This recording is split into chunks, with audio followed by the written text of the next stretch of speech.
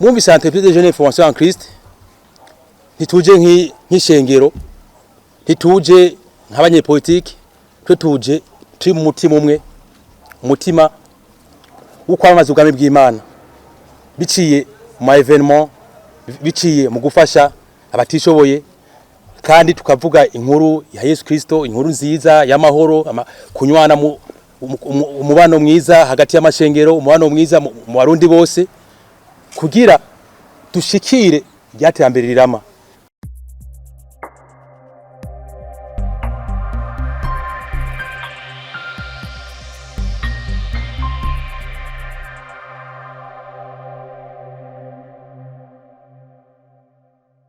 Bashinga nahe fasoni tugire EJIC Imana ibikorwa iterambere rirama. Tugire EJIC Imana ibikorwa iterambere rirama. Tugire EJIC Imana ibikorwa iterambere rirama. Bashinga nahe bapasoni mukorane ngaha amenyesha makuru ba partenaire nukuri n'ivyishimo kuri uyu munsi kwabona muri ngaha twavyipfuje turi muri planification y'iyi projet yacu turabona ko hari abantu nkuko watanguye ibikorwa yabivuze twadukeneye cyane turiyumvira tuti ava ko dukora ikintu na kimwe hari abantu potentiel hamwe bw'abamenyesha makuru tubwiza kwimplika muri projet yacu dero départ dutangurane mumve ibikorwa byacu mu ntango hama mudufashe kubimenyekanisha kuko mwe mushika kure hama simwe mwenyene uko twari batoya dufise ihangiro rinini ibikorwa byacu twakeneye ko turonka abantu dufashanya hariho abari muri mwebwe hariho abo bitakeneye ko bashika ngaha hariho nabandi baza kumviza iki kiganiro bumve imigabo n'imigambi yacu ya entreprise EJIC naco gituma turi ngaha ndabasubira kandi kubaha ikaze hama mwumvise entreprise de jeunes influenceurs en Christ ntituje nk'ishengero ntituje nk'abanyepolitike tuje turi mu mutima umwe umutima wo kwamamaza ubwami bw'Imana biciye mu evenement biciye mu gufasha abatishoboye kandi tukavuga inkuru ya Yesu Kristo inkuru nziza y'amahoro kunywana mu umubano mwiza hagati y'amashengero umubano mwiza mu Barundi bose kugira dushikire ry'iterambere rirama. Itambere rirama kugira umuntu arishikire nuko abanza kunywana hagati y'abantu uhera mu eglise aba muri societe haba mu gihugu ivyo rero tutabigize objectif yacu global tireto turaba tuti nkuko leta y'u Burundi yasize imbere Imana muri constitution rero tuba tuti none ko dusandukijijwe eske ama projet yacu reka tuje kwiryo hangiro rya leta dushira Imana imbere mu bikorwa byacu hama iyo Mana tuyamamaza ubwami bwayo kuko umaze kubona constitution ibwiza shingiro twese tugenderako basize Imana imbere foko natwe tugire iyo revelation mu bikorwa dukora kugira tushingire kuri iyo Mana yacu hama iki naco muri plan ya gouvernement barahimiza cyane urwaruka kuja mu projet yo kwiteza imbere twe muri EJIC ugiye kuri monde ya protestant kesho urumengo n'abantu badaseruka mbese sina protestant bonyene n'abamizima n'abantu umengo ntibagaragara mu bikorwa by'iterambere ugasanga hari izene eglise usanga ziko zaseruka cyane ukamengo twe dukijijwe nitwe turaboneka mu bikorwa by'iterambere mu gihugu kandi twafise impano mugabo ugasanga bajya abantu bama mu mpwemu oya nitwaba mu mpwemu turakora naco gituma twaje kugaragaza ibikorwa byacu ngaha imbere yanyu mushikane kure kandi twaje muri umutima nyene tuza nyene turi hamwe twe twagiye hamwe rero uti EJIC yaje gute bo EJIC ni sikikwa kijubu nyene cyanye se abantu wabaje muri evenementiel babyitayemo ni umva ko ari force dufise muri evenementiel aba benshi wamesha makuru turaziranye cyane kuko twadukorana muri musique profane twabikora igitega muri STC twabikora mu evenement akomeye ni kintu twagiye hamwe n'abamubona ngaha muri entreprise dutora impano zitandukanye muri twebwe hari impano z'abaririmbyi hari impano abateam worship worship leader bari turi kumwe ngaha hari abamizisi hariho aba informaticiens hariho n'amadome atandukanye muri entreprise turi une vingtaine nuvuga twaje dushya izo mpano hamwe tuca tubaka iki kintu mubona ya entreprise. Hama kugira iyi entreprise ivuke ni revelation Imana yampaye muri 2018. Ndabona ko muri iyi monde ya gospel iryamye. Ndumva ko habona ikintu cyo gukora ibintu jarya nakora muri bya karaoke. Ndumva ko mfise revelation kubikora muri monde ya gospel. Mugabo fetwe 2018 nkabisengera, mugabo Imana yagiye kwimishurira ubu muri mwaka 2023. Hamaze kwimishura Ishirahmwe ati egijya projet wewe warose iyerekwa mugabo si wawe uje hamwe n'abandi kugira ngo ushobore gushika kure.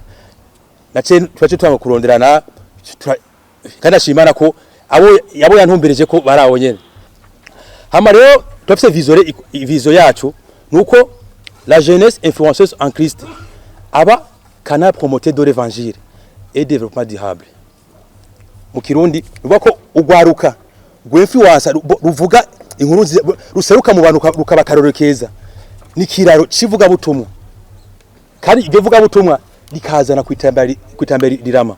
Ego hari urwaruka nka mu Burundi. Muga twebwe dufise vision yuko twebwe ibikorwa vyacu vyiza, inyifato yacu nziza, haba mu gihugu, haba muri societe, haba mu ma église, haba hehe, nama projet yacu azotuma dushika mu kw'iterambere rirama kugira duteze imbere igihugu, duteze imbere imiryango, duteze imbere entreprise. Sivyo byonyene, hariho nukwerekana image nziza y'igihugu. Uko à travers ama événement hariho twe dufise noze tapa isi mu Burundi gusa, dukene gutapa East Africa, dukene gutapa isi yose. Aco gituma na manuze mu priority harimo service media.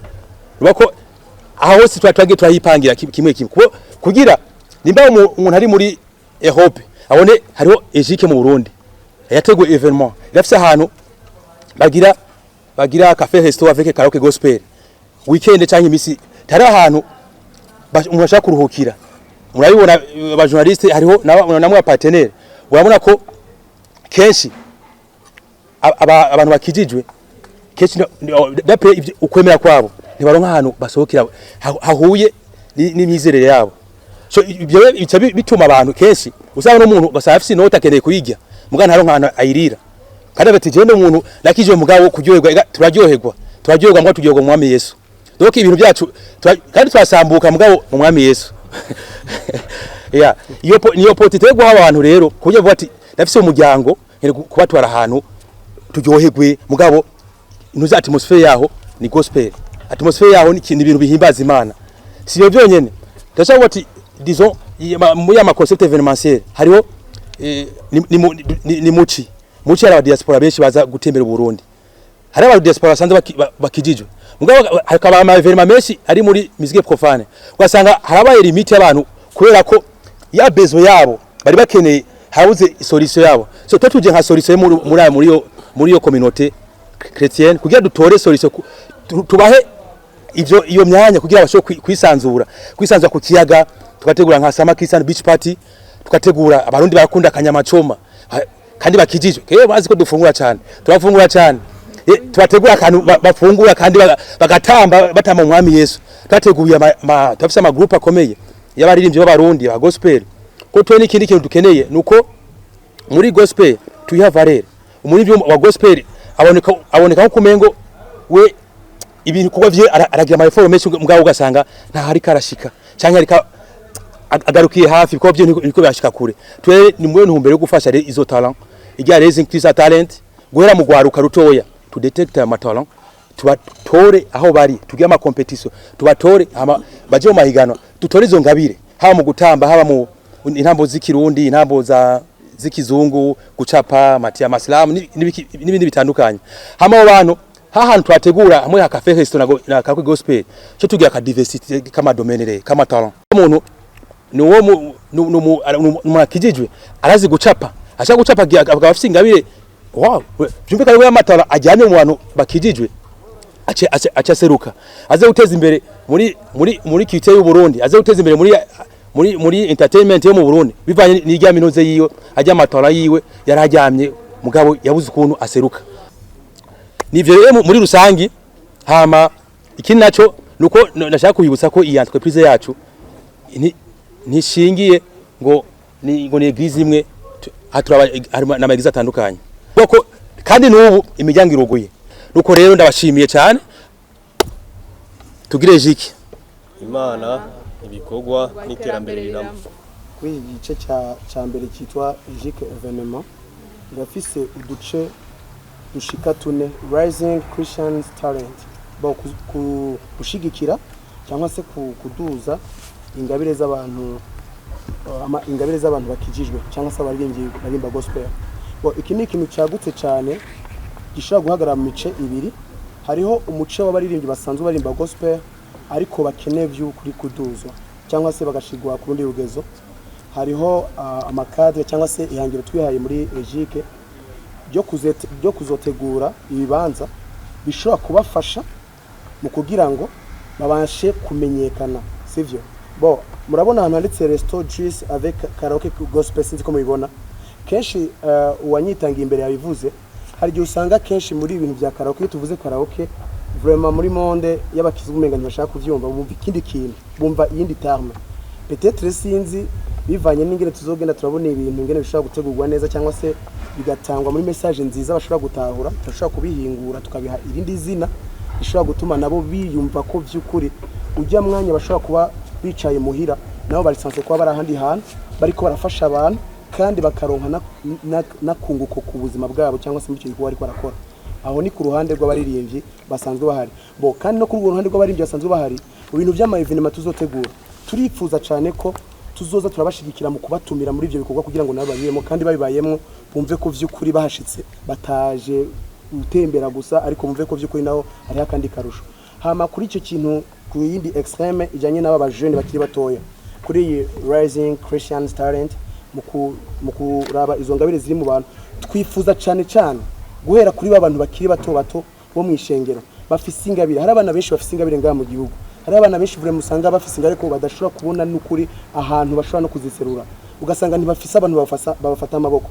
Tugero tuje nka EJIC tuje twifuza gufata ukuboko bajya abantu bafise ingabire hama tukazobicisha mu platform azoba y'ama-evenement bo gutegura kameme amahiganwa azotuma abo bantu dushobora kubereka d'abord ingabire ziri muri bo, hama mu nyuma yaho tuhabeho ama-competition maze kubaho umuntu aronke agashimwe kandi agashimwe keza, agashimwe kabikwiye kameze neza. Hama nyuma y'ako gashimwe uwo mwana tuzomufasha, ntago tuzoca tumuhereza ngaho ngo turaguhaye ngo hama ngo genda uzokwimenya. Oya, twe turifuza ko uwo muntu wari wese afise izo ngabire zitandukanye, ari ukuririmba, ari ugucapa, ari gutamba intambo z'ikirundi, ari umuslame cyangwa umuntu afise izindi ngabire zitandukanye ariko mu bwami bw'Imana tuzogerageza kumufasha kugira ngo ivyo bintu vyiwe bizogende biraduga ku rundi rugezo nabo bizoheze bimufasha. Hama muri ico gikorwa nyene murabona ko dufise EJIC service immédiat, dufise EJIC agro pastoral, dufise EJIC location vente bien de service. Hama muri agro pastoral wo muriringi kandi ntitwumva ko dushaka gusa kumufasha muri sense y'ingabire gusa, turanifuza ko tumwimplika mu kumva neza ko urashobora kuba umuririmvyi ariko kandi urashobora no gukora. Ya kuko urashobora gusanga kenshi usanga hari gihe muri monde y'igikizwa hari gihe usanga umuntu kenshi bavuga ngo abakizwa ngo ntibakora ariko barakora. Hari gihe twumva ngo abaririmbyi ngo babakizwa ngo bagospel ngo ntibakora, me bateza gukora nabo bafise ibyo bakora. Rero twumva umenga tuzoshigikira abo bantu bakiri bato kugira ngo izo ngabire zabo bazibandanye kandi bagire n'ivyo bokoze yabivanye n'ingene tuzogenda tubakurikirana.